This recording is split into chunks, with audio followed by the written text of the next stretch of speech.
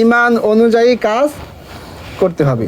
ওয়া ইযা কিলা লাহুম আমিনু কামা আমানান নাস, ঈমান আনতে হবে ঈমান আনার মতোই, কামা আমানান নাস, ওই সমস্ত ব্যক্তিদের মতো। ওই সমস্ত ব্যক্তি দ্বারা বোঝানো হয়েছে সাহাবীরা, যারা রসুলকে দেখছেন সরাসরি, ওনাদের মতো ঈমান আনার কথা বলেছেন। জন্মসূত্রে মুসলমান হলে যে আমরা খাঁটি মুসলমান, বিষয়টা এরকম না। এই বিষয়টা থেকে আপনি পরিত্রাণ পাইবেন না যে আমি কবরে গিয়ে যদি ধরে যে আপনি কি মুসলমান নাকি ফেরেশতারা, তখন আপনি বলবেন হ্যাঁ আমি মুসলমান।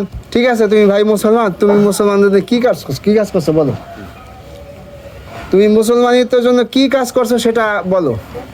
তখন কি জবাব দেওয়ার কোনো ভাষা থাকবে? থাকবে না। এই জন্য ঈমান আনলেই হবে না, ইল্লাল্লাযীনা আমানু, ঈমান আনার সাথে সাথে ওয়া আমিলুস সলিহাত, নেক আমল করতে হবে। নেক আমল কি? নামাজ। নেক আমল কি? সদকা। নেক আমল কি? যাকাত। নেক আমল কি? সামর্থ্য থাকলে হজ করা।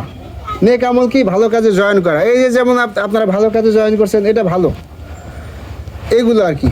কারণ এগুলো যদি না করেন তাহলে আল্লাহ না করুক ফেরেশতাদের হাতে কি ধরা খেয়ে যাবেন।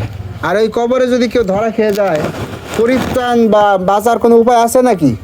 যে ওই জায়গা থেকে কেউ ফোন দিব আইসা সোর্স দিয়া সাহায্য করবে, এরকম আছে? নাই। সুতরাং নিজের আমল নিজেকেই সংশোধন করতে হবে। আল্লাহ তাআলা আমাদের সকলকে তৌফিক দান করে। সকলে বলি